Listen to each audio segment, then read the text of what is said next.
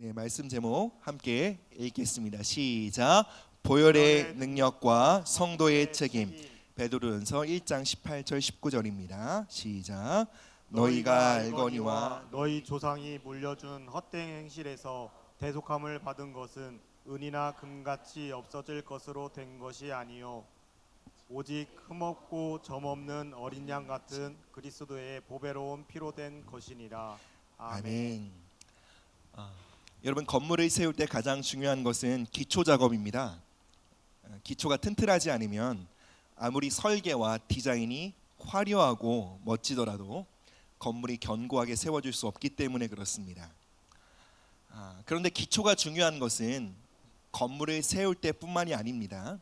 모든 일에는 기본, 기초가 중요합니다. 기본과 기초가 튼튼해야 우리의 삶에 지속적이고 항구적인 열매와 성장을 얻을 수 있기 때문에 그렇습니다. 지금은 세상을 떠났지만 세계적인 권투 선수였죠. 무함마드 알리가 있었습니다. 권투를 모르시는 분도 이제 그와 또 그가 남긴 명언을 알고 계실 거예요. 그는 이렇게 말했습니다. 나비처럼 날아 벌처럼 쏜다. 그는 세계를 제패한 권투 선수였는데요.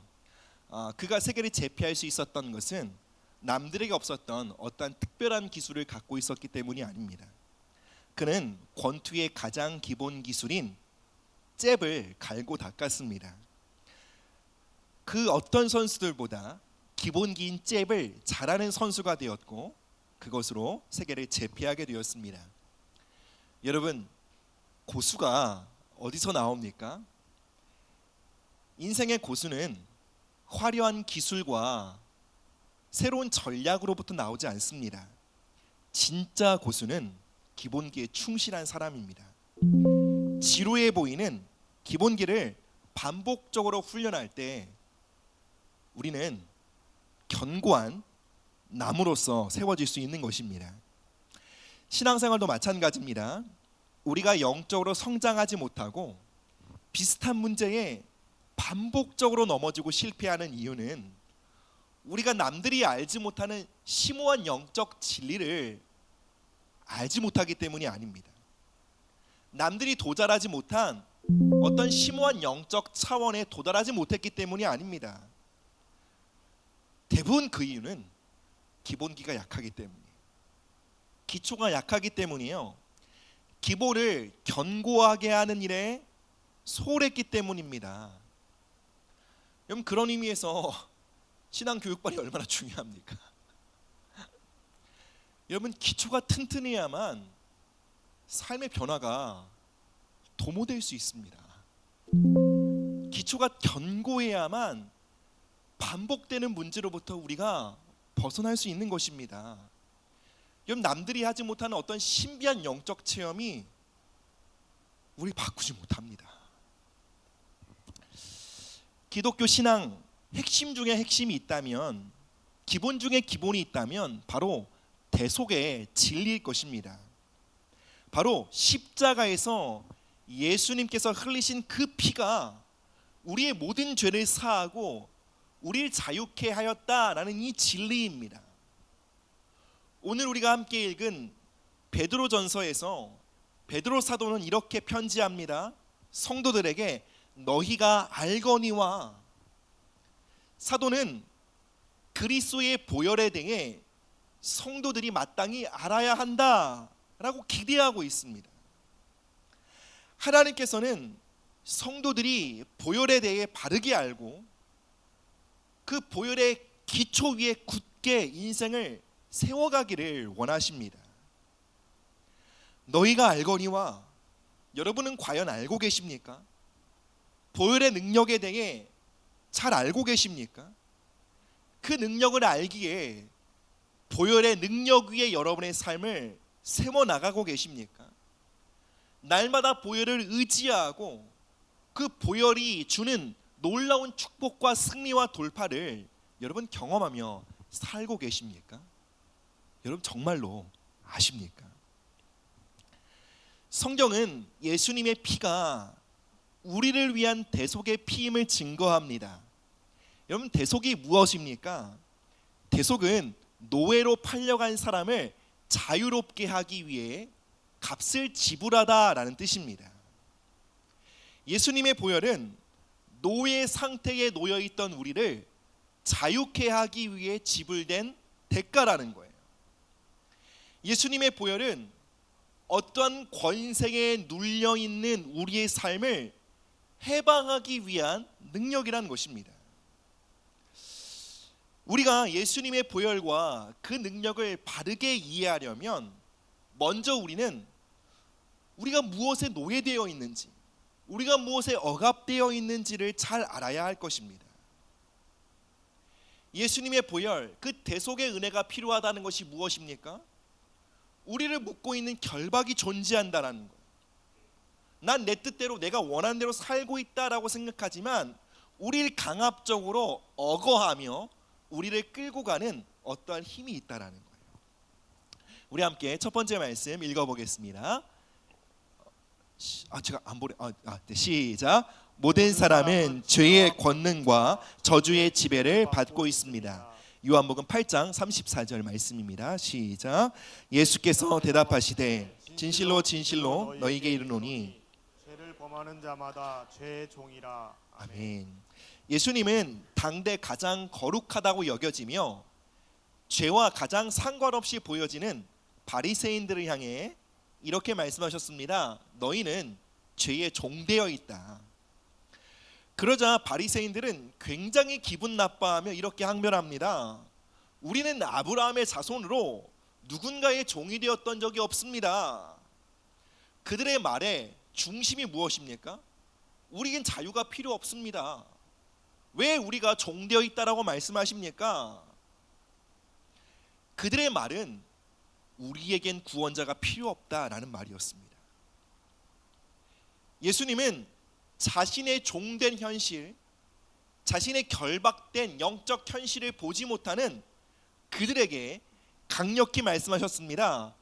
죄를 범하는 자마다 죄의 종이다. 이렇게 말씀하시면 그들을 비난하기 위함이 아니었습니다. 그들의 종되어 있던 현실을 깨닫게 하시고 그들이 중심으로부터 예수님이 주시는 자유를 갈망하도록 이끌어 주시기 위함이었던 것입니다. 여러분, 예수님의 말씀처럼요, 죄를 지으면 그것은 단 한 번의 사건으로 끝나지 않습니다.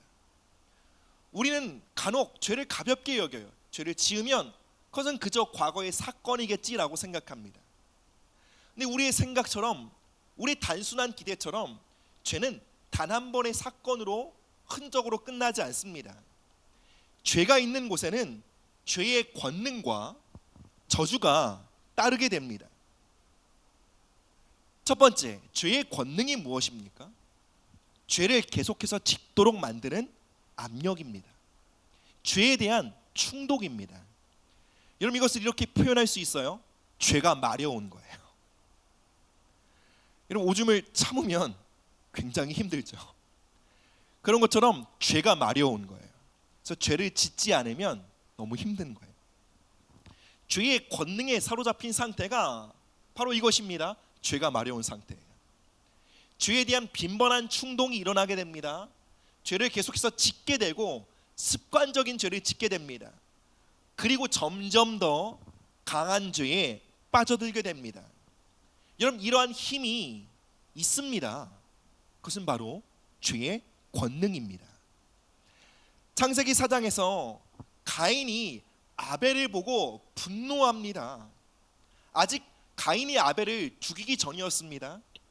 하나님께서 가인에게 찾아와 이렇게 경고하십니다. 가인아, 지금 죄의 권능이 너의 인생의 문 앞에 사자처럼 엎드려 너를 삼키려고 기다리고 있다. 죄의 권능이 너를 장악하기를 원한다. 가인아, 정신 차려라. 죄의 권능에게 문을 열어서는 안 된다. 그럼 죄의 권능이 너에게 돌아와 너의 삶을 장악할 거야. 하나님의 경고에도 불구하고 가인은 얼굴을 붉히는, 즉 분노하는 죄를 거두지 않았습니다. 죄가 있는 곳에 죄의 권능이 그를 사로잡기 시작했고, 그는 죄의 권능, 강한 충동에 사로잡혀 자신의 아우를 쳐 죽이고 말았습니다. 여러분, 죄의 권능이 우리 사로잡으면 죄를 그쳐야 하는데, 이것이 나의 삶에 유익이 되지 못하는데 아는데 되지 않습니다. 분노를 멈춰야 하는데 되지 않습니다. 비난하고 조롱하는 말을 멈춰야 하는데 그렇지 못합니다. 음란물을 그쳐야 하는데 그러지 못합니다. 용서하지 못하는 마음을 버려야 하는데 계속해서 쓴마음, 앙심을 품기를 고집합니다.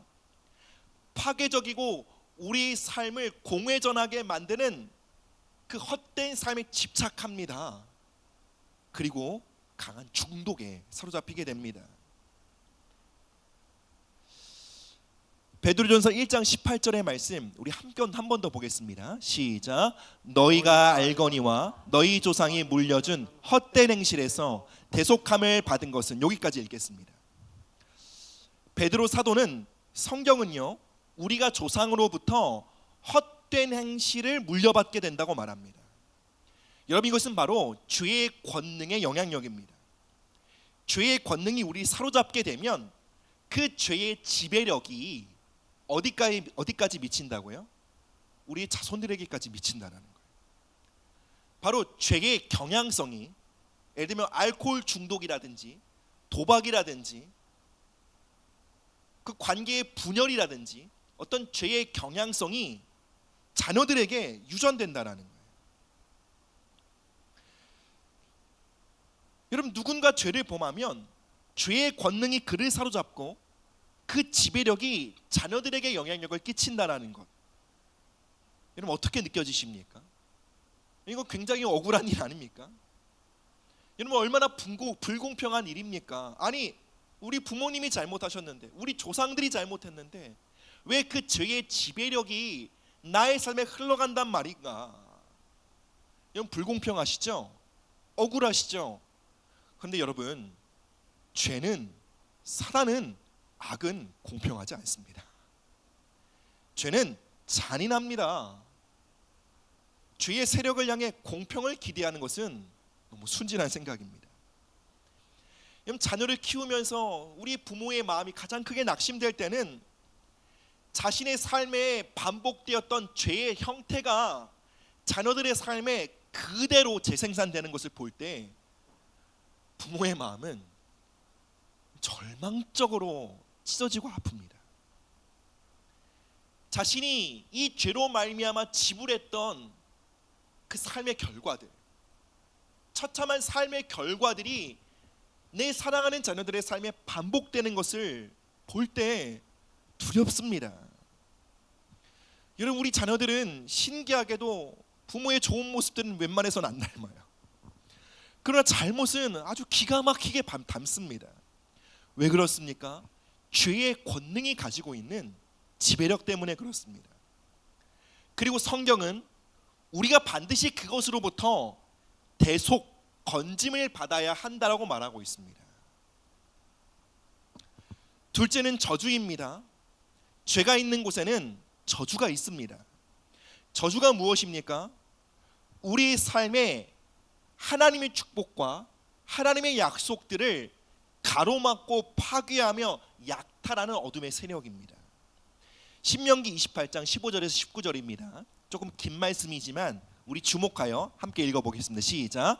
내가 만일 내 하나님 여호와의 말씀을 순종하지 아니하여 내가 오늘 내게 명령하는 그의 모든 명령과 규례를 지켜 행하지 아니하면 이 모든 저주가 내게 임하며 내게 이를 것이니 내가 성읍에서도 저주를 받으며 들에서도 저주를 받을 것이요 또 내 광주리와 떡 반죽 그릇이 저주를 받을 것이요 내 몸의 소생과 내 토지와 내 소산과 내 소의 양의 새끼가 저주를 받을 것이며 내가 들어와도 저주를 받고 나가도 저주를 받으리라. 아멘. 죄가 있는 곳에 저주가 임한다라는 이 말씀은, 이 이야기는 그저 전설이나 판타지 소설에 나오는 이야기가 아닙니다. 성경에 기록된 진실이에요. 그럼 성경에 기록되어 있는 하나님의 약속과 축복이 실제인 것처럼 저주도 실제입니다. 죄를 지으면 저주가 집요하게 추적하여 우리의 삶을 파괴한대요. 성경이 뭐라고 말하고 있습니까? 우리의 밥그릇도 저주를 받는데요. 우리의 모든 자녀들, 우리가 키우고 있는 소나 양떼들, 우리의 기업들, 우리가 하는 모든 일이 하나님의 계획과 하나님의 번영대로 나아가지 못하게 된다라는 거예요. 저주는 우리의 삶에 찾아와 하나님께서 우리에게 주신 모든 유업과 축복을 빼앗고 앗아갑니다. 건강을 파괴합니다. 정서를 훼손합니다. 하나님께서 소중하게 붙여주신 만남을 무너뜨립니다. 모든 축복을 앗아갑니다. 우리의 삶에 하나님의 은혜와 하나님의 보호하심이 거두어지게 됩니다. 마치 맨몸으로 이 거친 세상을 살아가는 것처럼 찢기고 피 흘리는 삶을 살아가게 합니다. 억압 가운데 살아가게 됩니다. 저주가 임하면 다양한 육체적인 질병과 정신적인 질병과 재정적인 손실, 가난이 지속됩니다. 많은 상처와 깨어짐이 반복됩니다. 이것은 어쩔 수 없는 거야 라고 살아갈 수도 있고요. 이것이 나의 삶의 저주구나. 그럼 난 이것을 대적함으로, 이것을 맞서 싸움으로 이 영향력을 나의 삶에 최소화시키겠다. 그렇게 작정할 수도 있는 것입니다. 여러분, 죄의 권능과 저주의 힘은 정말로 지긋지긋합니다. 너무 집요하고 잔인합니다. 그래서 성도들이 순진한 마음으로 살아가면 절대로 죄의 권능과 저주로부터 벗어날 길이 없습니다. 그럼에도 많은 성도들이 매우 순진하게 이렇게 생각합니다. 난 예수 믿으니 괜찮아. 난 안전해. 저주와 자신은 상관없다고 여깁니다. 나름 나는 괜찮은 삶을 살아가고 있어. 나름 나는 복받은 삶을 살아가고 있어라고 생각합니다. 그런데 여러분, 정말 괜찮은 거 맞습니까? 여러분들이 살아가고 있는 삶은 하나님이 계획하신 삶의 모습 그대로입니까? 하나님이 여러분의 삶에 주고자 하시는 그 모든 축복들을 여러분 누리며 살아가고 계십니까? 여러분은 지난 한 주를 하늘의 축복의 최대치를 경험하며 살아가셨습니까? 그렇지 않다면 무언가 막고 있는 것 아닙니까? 그러한 삶을 살아가고 있지 않다면, 하나님이 분명히 여러분의 삶을 향해 선하시다면, 그분이 여러분의 삶을 향해 복주기를 계획하셨다면 무언가 그 중간에 약탈하는 존재가 있는 것 아닙니까? 여러분, 우리가 우리의 인생에서 빼앗기고 있는 하늘의 복이 어마어마하게 큰지 깨닫는다면, 여러분, 우리 안에 거룩한 분노가 불일 듯 일어나게 됩니다. 성경에 기록되어 있는 우리의 삶을 향한 하나님의 약속, 우리의 삶을 향한 하나님의 축복들을요, 그냥 그저 스쳐 지나가든 말고요, 진지하게 이 약속이 나에게 속한 것임을 믿는다면, 그리고 그 말씀을 거울 삼아 자신의 삶을 비춰보아 그 말씀의 기준과 자신의 현재의 삶이 얼마나 동떨어 있는지를 발견하게 되면, 여러분, 우리는 이 사실을 부인할 수 없어요. 지금 나는 무언가 억압되어 있구나, 난 무언가 빼앗기고 있구나 인지하게 될 것입니다. 여러분, 우리는 즉시 조치를 취해야 합니다. 그럼 어떻게 조치를 취할 수 있을까요? 우리 그 다음 말씀을 읽어보겠습니다. 시작. 보혈을 사용해야 할 책임은 우리에게 있습니다. 다시 말씀드립니다. 여러분, 예수님을 믿는다고요? 그럼 예수님 믿는다는 거 엄청난 큰 축복이죠. 그러나 예수님 믿게 되었다고 우리의 삶에 죄의 권능과 저주의 효력이 자동적으로 사라지는 건 아닙니다. 여러분, 하나님 그렇게 해주지 않으십니다. 다시요, 하나님 그렇게 해주지 않으세요. 그런데도 많은 분들이 하나님 그렇게 해주실 것이라 당연하게 생각해요. 베드로전서 1장 2절입니다. 시작. 곧 하나님의 아버지의 미리 아심을 따라 성령이 거룩하게 하심으로 순종함과 예수 그리스도의 피 뿌림을 얻기 위하여 택하심을 받은 자들에게 편지하노니, 은혜와 평강이 너희에게 더욱 많을지어다. 아멘. 아멘. 성경은 우리가 하나님께로부터 택함을 받았다라고 말합니다. 그리고 그 택하심의 목적이 있는데요, 그 택하심의 목적에 대해 이렇게 말합니다. 순종함과 핏부림을 얻기 위함이다. 두 가지 목적을 위해 우리가 택함을 받았다라는 거예요. 첫째, 순종입니다. 우리는 내 뜻대로 살기 위해 부름받지 않았습니다. 하나님의 뜻과 계획대로, 그분이 우리 삶에 계획하신 그 영광스러운 삶을 목적 삼아 살도록 우리는 택함을 받은 것입니다. 두 번째로는 핏부림을 얻기 위하여라고 한국어 성경은 번역되었는데요, 참 아쉬운 번역입니다. 원어 성경을 보면 핏부림을 얻기 위하여가 아니라 핏부리도록 부름을 받았다라는 거예요. 이거 엄청난 차이죠. 우리가 하나님의 말씀에 순종하고 예수님의 보혈의 피를 뿌리며 살도록 우리가 어떻게 되었다고요? 택함을 받았다는 거예요. 사랑하는 여러분, 우리는 그리스도의 보혈을 뿌리도록, 즉 우리의 삶에 사용하도록 부름을 받았습니다. 이 말씀이 무엇을 의미합니까? 보혈을 뿌리고 사용하며 적용함으로 자유를 얻어야 될 책임은 우리에게 있다는 거예요.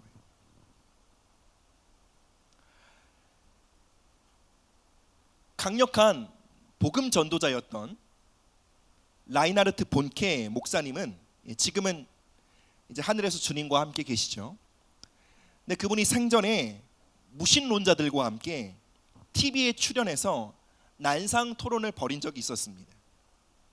그때 한 무신론자가 본케 목사님에게 이렇게 묻습니다. 당신들 그리스도인들은 보혈이 이 세상의 모든 죄를 해결할 수 있다고 말하고 믿고 있죠? 본케 목사님 대답했습니다. 네, 그렇습니다. 그러자 무신론자는 이렇게 반문합니다. 그렇다면 이 세상에는 왜 죄가 이렇게 가득합니까? 왜 이 세상은 이렇게 더러운 것입니까? 그렇다면 보혈이 무능한 거 아닙니까? 무신론자는 냉소가 섞인 말로 본케 목사님을 조롱했습니다. 그러자 본케 목사님은 무신론자의 질문에 회심의 일격을 나릅니다. 그는 이렇게 말합니다. 당신이 비누를 가지고 있다고 해서 그 비누가 당신을 깨끗하게 합니까? 당신은 깨끗함을 얻기 위해 그 비누를 가지고 샤워실로 들어가야 합니다. 그리고 더러워진 곳에 그 비누를 문질러야 합니다. 그러면 당신은 깨끗하게 될 것입니다. 당신이 아무리 비누를 소유하고 있다 한들 비누를 문지르지 않으면 당신은 아무것도 씻겨지지 않은 채 더러운 채로 남겨지게 될 것입니다. 이것이 내가 복음을 전하는 이유고 지금 당신에게도 복음을 전하고 싶은 이유입니다. 이렇게 항변했습니다. 사랑하는 여러분, 예수님의 피는요, 우리의 모든 더러움을 씻어낼 수 있는 비누입니다. 우리가 예수님을 믿게 되면요, 우리는 값없이 그 보배로운 보혈을, 예수님의 피를 얻게 됩니다. 이 세상의 모든 부정한 것과 더러운 것과 죄와 사망의 권세를 씻어내는 예수님의 보혈, 비누를 받게 됩니다. 이 비누를 우리가 소유했다고 해서 그 비누가 자동적으로 우리의 모든 더러움을 씻어내는 것은 아닙니다. 우리는 예수님의 보혈을 우리 삶에 문질러야 합니다. 절대로 이 보혈을 소유하고 있는 데에 머무르는 것이 아니라 이제 이것을 사용해야 되는 것입니다. 하나님은 당신의 일에 신실하십니다. 하나님은 예수님의 보혈을 우리에게 주셨습니다. 그리고 그 보혈의 권능에 대해 가르치시고 듣게 하심으로 우리 안에 보혈을 향한 믿음을 일으키십니다. 이제 우리가 해야 합니다. 우리는 피 뿌리는 자로 부름을 받았습니다. 우리가 밟는 땅이 예수님의 보혈로 덮어지고 우리의 가정과 가문에 예수님의 보혈이 강물처럼 흘러들어와 주의 권능과 저주의 힘을 씻겨내리도록 우리는 날마다 보혈을 의지하고 보혈을 적용하고 보혈을 뿌리도록 우리는 부름받고 있는 것입니다. 그렇다면 여러분, 우린 구체적으로 이 보혈을 어떻게 문지를 수 있을까요? 모든 죄와 더러운 것을 씻는 이 비누의 사용법이 무엇일까요? 다음 말씀 함께 읽어보겠습니다. 시작. 예수님의 보혈을 찬양할 때 보혈이 뿌려지게 됩니다. 베드로전서 1장 19절 말씀 한 번 더 보겠습니다. 시작. 오직 흠없고 점 없는 어린 양 같은 그리스도의 보배로운 피로 된 것이니라. 아멘. 아멘. 보배로운 피, 보혈이죠. 보배로운이라는 말은 찬양을 받을 만한 가치가 있는, 경배를 받기에 합당한, 높임을 받기에 합당한 이란 뜻입니다. 그리스도의 피는 학습의 대상이 아닙니다. 그리스도의 피는 그 가치를 인정하고 고백하며 찬양하고 높여야 할 대상입니다. 우리가 보혈의 능력을 인정하고요, 그 가치와 권능을 선포하며 그 보혈을 높이며 보혈을 찬양하기 시작할 때 보혈이 우리 삶에 뿌려지게 됩니다. 구약의 제사장은요, 희생제물의 피를 가지고 성소로 나아갔습니다. 그리고 주님의 지성소로 나아가기까지 그 피를 뿌립니다. 여러분, 그 피를 뿌릴 때 어떠한 일이 일어나죠? 이스라엘 민족의 죄가 사하여지고요, 이스라엘 민족의 삶을 억압하던 죄의 권능과 저주가 소멸되고요, 그 피가 뿌려진 곳에 하나님이 임재하시고요, 이제 저주가 그치고 하나님의 축복의 강물이 이스라엘 백성들을 뒤엎는 일이 시작되었던 것입니다. 신약에서 성도들이 예수님의 보혈을 찬양하고 높이는 것은요, 구약의 제사장들이 어린 양의 피를 받아 그 피를 성소와 제단에 뿌리는 것과 같습니다. 우리가 믿음으로 예수님의 보혈을 찬송하며 보혈을 높이며 보혈의 능력을 선포할 때 보혈의 피가 강물처럼 우리의 삶에 덮여지고요, 그 보혈의 피는 모든 죄와 저주를 끝이고 하나님의 축복의 강물이 우리에게 임하도록 하는 통로가 된다는 것을 여러분 믿으시기를 바랍니다. 하나님은 구약의 백성들에게 유월절을 지키라 라고 명령하셨습니다. 여러분, 유월절이 무엇입니까? 하나님이 애굽 땅을 심판하십니다. 죄가 관영한 이 세상, 애굽 그 땅을 심판하시기로 작정하십니다. 죄가 있는 곳에 저주가 임하여야 한다 말씀하십니다. 그런데 이스라엘 백성들에게 말씀하십니다. 내가 이 땅을 칠 것인데 너희들의 집에 문에 양의 피를 사방에 바르면 내가 그 피를 볼 때에 너희를 넘어가리라. 유월절, 담을 넘어갈 것이다 라고 말씀하셨습니다. 그리고 예수님은 이 유월절이 한 번의 이벤트가 아니라 이스라엘 백성들이 계속적으로 지킬 규례가 되어야 한다라고 말씀하셨습니다. 하나님은 이스라엘 백성들이 죄의 권능과 저주로부터 자유함을 얻기 위하여 어린 양의 피를 뿌리는 거룩한 습관을 갖기를 원하셨습니다. 규례가 무엇입니까? 거룩한 습관입니다. 하나님은 우리에게도 거룩한 습관을 가르치기를 원하십니다. 왜요? 우리의 삶에 역전과 승리가 나타나길 기대하시거든요.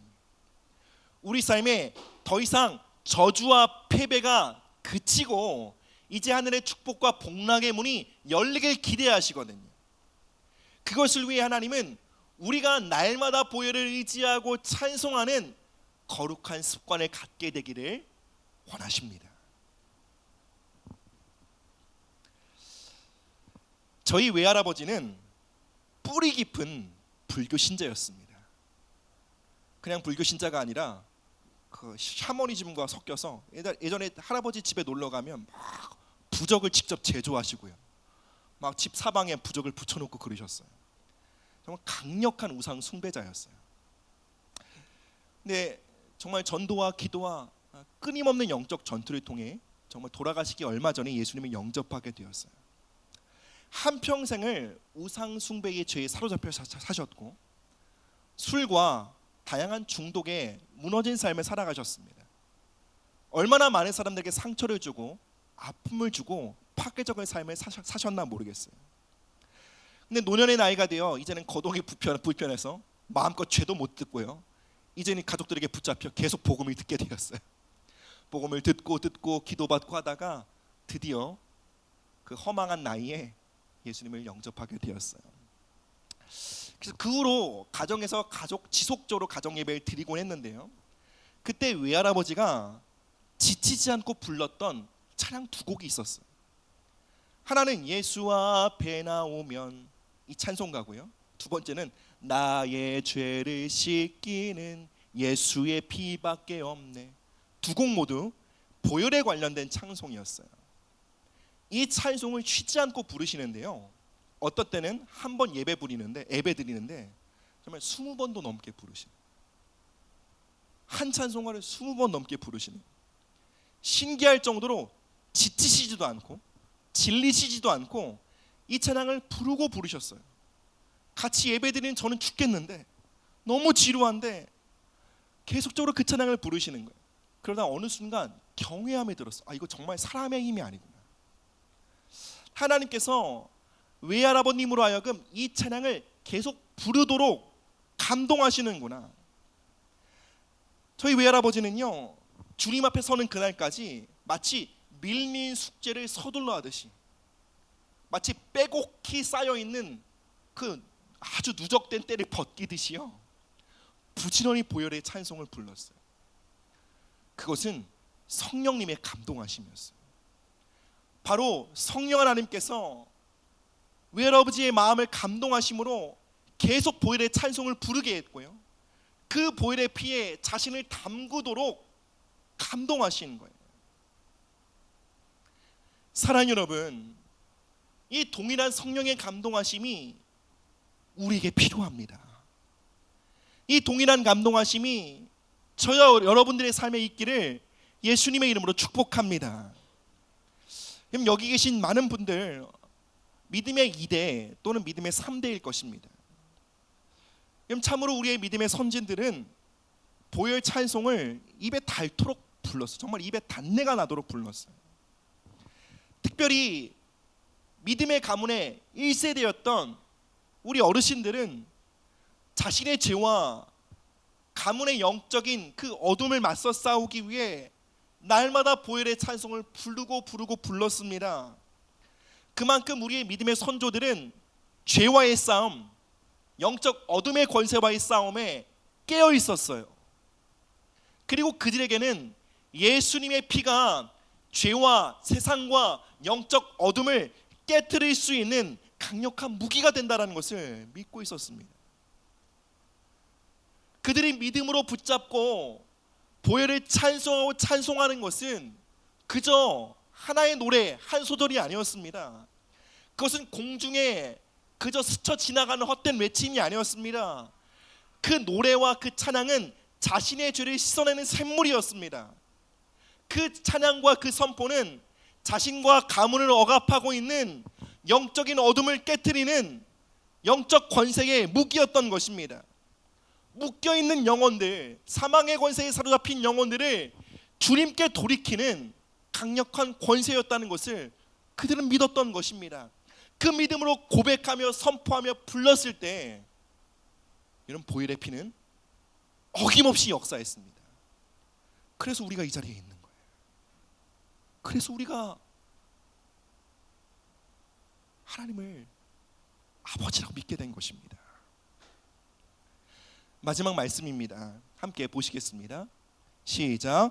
우리는 예수님의 피를 뿌리는 제사장으로 부름받았습니다. 성경은 우리가 하나님께 택함 받은 족속이며 왕 같은 제사장이라고 말합니다. 여러분, 제사장의 사명이 무엇이었습니까? 여러분, 구약의 제사장은 우리가 아는 것처럼 그렇게 막 고상하고 그런 건 아니었어요. 구약의 제사장은 피비린내가 나는 그 일상을 살았던 사람입니다. 구약의 제사장의 사명은 한마디로 피 뿌리는 것이 그들의 사명이었어요. 피를 뿌려 백성들을 거룩하게 하고, 피를 뿌려 그 땅에 저주를 그치고, 피를 뿌려 그 땅에 하나님의 축복이 임하도록 하는 것, 그것이 구약의 제사장의 사명이었습니다. 그리고 여러분, 우리는요 거룩한 왕 같은 제사장으로 부름받고 있습니다. 우리는 희생제물의 피를 뿌리는 제사장이 아니요, 구약의 제사장보다 더 존귀한 자의 위치에 서서 예수님의 보혈을 뿌리는 자로 부름받고 있습니다. 우리는 예수님의 피를 뿌림으로 만물을 거룩하게 하도록 구별받은 자입니다. 예수님께서 십자가에 달려 그 보배로운 피를 흘리심은, 그리고 그 피를 우리에게 주심은, 우리가 그 피를 천국 갈 때까지 잘 모시고 있도록 하기 위함이 아닙니다. 이 비누를 목욕탕 한 구석에 잘 간직하도록 하기 위함이 아닙니다. 가끔씩 회개할 때나 한번 사용해 볼까, 그 일을 위해서 주신 것이 아닙니다. 예수님께서 그 피를 우리에게 주심은 부지런히 문지르라고 주신 거예요. 거룩한 제사장의 사명을 감당하라고 우리에게 주신 것입니다. 바로 이 땅을 덮고 있는 죄와 세상과 저주의 세력을 물리치라고 주신 것입니다. 하나님과 사람들 사이에 막혀져 있는 죄의 담을 허물고요. 무엇으로요? 보혈의 능력으로요. 그리고 하나님과 깨어진 관계를 회복하고, 그 사람과 이 땅 가운데 하나님의 임재가 회복되고 하나님의 복이 임하도록 하는 것, 그 거룩한 제사장의 부르심을 감당하도록 하나님은 보혈을 주셨습니다. 그럼 그 보혈 어디다 두고 살아가고 계십니까? 여러분, 우리가 누군가를 중보할 때도 예수 그리스도의 피를 의지함으로 중보하게 되시길 바랍니다. 하나님, 예수님의 피를 그 영혼을 향해 덮습니다. 예수님의 보혈의 능력이 있음을 선포합니다. 이제 그 영혼 안에 죄의 충동이 그치게 하시고, 예수님의 피가 뿌려질 때 그 안에 거룩한 열망이 대체되게 하여 주시옵소서. 하나님을 향한 거룩한 갈망이 그 안에 불일 듯 일어나게 하여 주시옵소서. 이전에 말씀드린 대로 여러분, 악의 세력은 집요합니다. 악의 세력은 한 번의 전쟁으로 안 되겠다 물러서지 않습니다. 끝까지 물고 늘어집니다. 그래서 우리도 보혈을 선포하고 찬양하며 의지하며 뿌리는 일에 집요해야 해요. 끈질겨야 해요. 입에 단내가 나도록 보혈을 부르짖어야 돼요. 여러분, 그러면요 반드시 영혼을 얻게 될 거예요. 반드시 돌파가 임할 거예요. 그것이 가정의 영역이든, 재정의 영역이든, 건강의 영역이든, 관계의 영역이든 반드시 돌파가 임할 거예요. 근데 집요하셔야 해요. 끈질기셔야 해요. 계시록은 말합니다. 하나님의 형제들이 원수와 싸워 이기게 되었다. 그들은 호흡이 닳도록 보혈을 증거하는 일에 자신을 헌신했다. 보혈을 선포하고 찬양하며 주장하는 일에 자신의 생명을 아끼자. 여기서 생명이 호흡이거든요. 선포하고 부르는 일에 숨이 찰 정도로 그 일을 감당함으로 우리의 형제들이 원수 사단을 이겼다고 계시록 12장에서 기록하고 있습니다.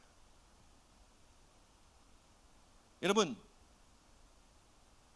우리가 한 1년에 몇 번 정도 가끔씩 보혈의 찬송을 부른다면 저는 이렇게 말씀드릴 수밖에 없어요. 결코 승리할 수 없어요. 그 정도 집요함으로는, 그 정도 느슨함으로는 죄의 권능을 이길 수 없어요. 부지런히 문질러야 해요. 왜요?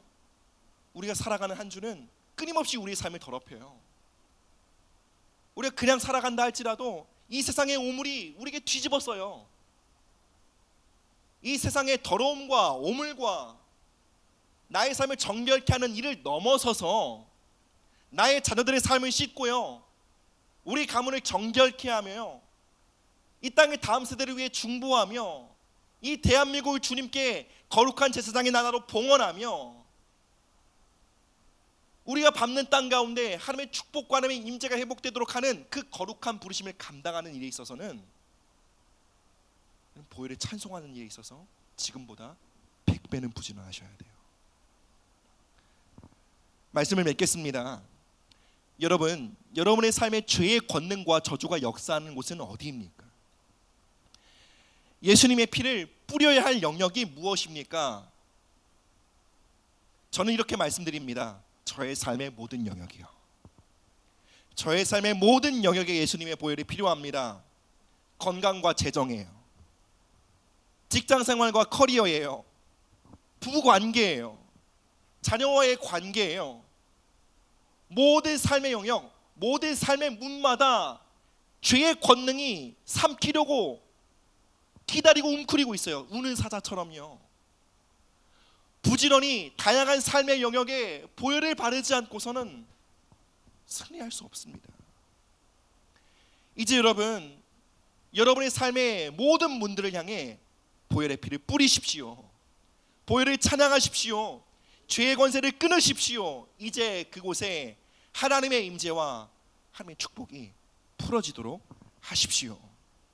이 자리에 선 모든 성도들, 가정과 가문, 그리고 이 땅에 거룩한 제사장으로 굳게 서게 되시기를 예수님의 이름으로 축복합니다. 함께 찬양하시겠습니다. 다리가 불편하지 않으신 분들 자리에서 일어나 주시면 감사하겠습니다.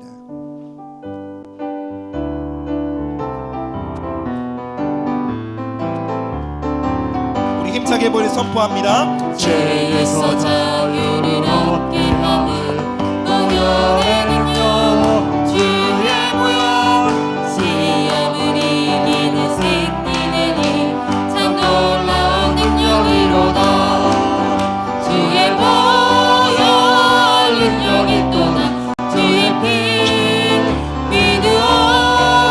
주의 보혈 그 어린 양을 기수가 필요다. 육체의 정욕을 이기는 보혈의 능력, 주의 보혈, 정결한 마음을 얻게 하니 참 놀라운 능력이로다. 주의 보혈 능력이 또다.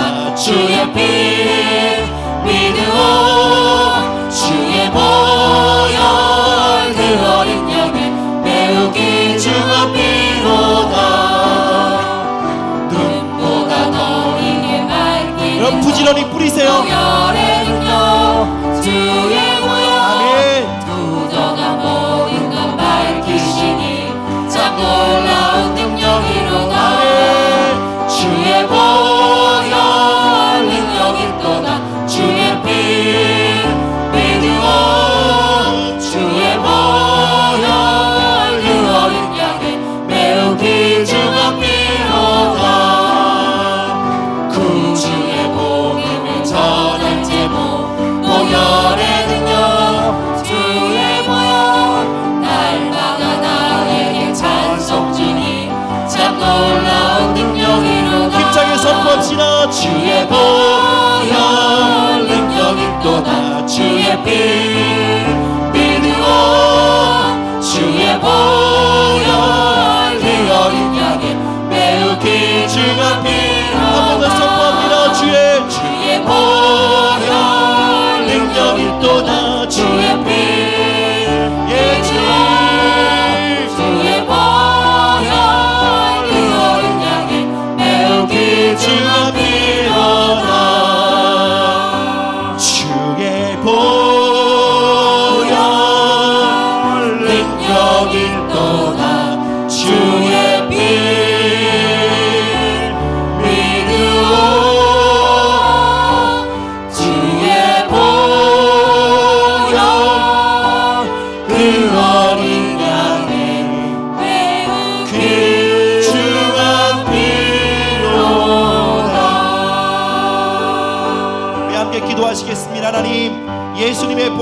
찬양하고 선포합니다. 하나님, 이제 죄의 충동이 그치고 우리 안에 거룩한 열망이 솟아나게 하시며 하나님 아버지, 모든 저주와 파괴와 약탈이 그치고 하나님의 임재와 하나님의 복락이 우리가 밟는 땅 가운데 회복되게 하여 주시옵소서. 우리 함께 기도하며 나가도록 하겠습니다. 사랑이 많으신 주님 감사합니다. 이 시간 보혈의 능력을 우리 가운데 주심을 감사드립니다. 예수 보혈의 피를 의지합니다. 예수의 피, 그 보혈의 능력을 찬양합니다. 모든 죄와 사망과 저주를 끊으시는 그 보혈의 능력을 의지합니다. 보혈을 찬양합니다. 보혈을 높여드립니다. 예수님의 피를 뿌립니다. 이제 우리의 삶과 우리의 가정과 우리의 가문 안에 모든 죄의 충동과 죄의 억압이 그치게 하시고 하나님, 우리의 삶에, 우리의 심령에, 우리 자녀들의 삶에 거룩한 열망이 일어나게 하시옵소서. 주여, 우리 안에 거룩한 소원이 일어나게 하여 주시옵소서. 모든 죄의 충동에 소멸되고 성령님께서 주시는 거룩한 의의 열망이 우리 안에 시작되기를 기도하며 간구합니다. 하나님, 모든 저주와 파괴와 약탈이 우리 삶에 그치게 하여 주시옵소서. 우리 삶의 모든 영역에 하나님 보혈의 피를 바릅니다. 하나님의 재정과 직장생활과 자녀들과의 관계와 부부관계와 하나님 모든 삶의 영역 가운데 하나님 예수님의 피를 바릅니다. 예수의 피를 뿌립니다. 주여, 주의 피를 의지합니다. 하나님 임재하시옵소서. 모든 저주와 약탈이 그치고 주여, 승리와 역전과 하나님의 복락의 강물이 우리 삶에 임하도록 주님 역사하여 주시길 기도하며 간구합니다. 예, 주님 감사합니다. 예, 주님 감사합니다. 주님 감사합니다.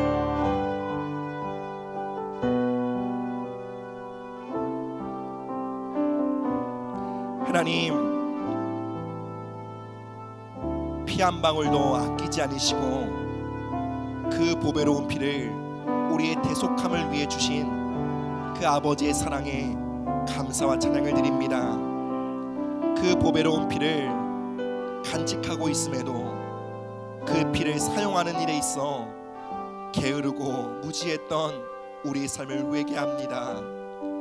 하나님, 우리의 믿음의 선조들이 지칠 줄 모르고 질리지도 않고 밤낮 철야하며 예수님의 보혈을 선포하고 찬양함으로 가정과 가문에 흑암의 권세를 깨뜨리고 가정을 구원하며 영원 구원의 열매를 보며 삶의 역전을 이루어냈던 것처럼 하나님, 우리도 믿음의 선조들의 그 믿음을 본받아 보혈을 선포하고 찬양하는 일에 있어 열정을 갖게 하시고 성실하게 하시며 부지런하게 하심으로 하나님, 주의 권능과 모든 저주의 권세를 깨뜨리며 승리하는 믿음의 성도들이 되게 하여 주시옵소서. 이제 우리 삶의 모든 영역에 예수 보혈의 피를 뿌리고 선포합니다. 가정에 뿌립니다. 재정의 영역에 예수님의 보혈의 피를 뿌립니다. 우리의 부부관계에, 우리 자녀들과의 관계에, 우리의 커리어와 우리의 진로에, 우리의 학업에 하나님 예수님의 보혈의 피를 바릅니다. 이제 그곳에 있는 모든 죄의 충동과 죄의 욕구들이 소멸되게 하시고 거룩한 열망, 하나님이 부어주시는 의를 향한 갈망이 솟구치게 하여 주시옵소서. 이제 우리 삶에 곳곳에 잔재하고 있는 파괴와 약탈을 입삼는 어둠과 저주의 세력들이 보혈의 피로 말미암아 소멸되게 하시고 하나님, 이제 우리의 삶에 임재하여 주시옵소서. 복락의 강물이 우리 삶의 모든 영역 가운데 터져나오게 하여 주시옵소서. 그렇게 우리 삶에 복의 복을 더하실 주님께 감사와 찬양을 드립니다. 이 모든 말씀 예수 그리스도의 이름으로 기도드립니다. 아멘.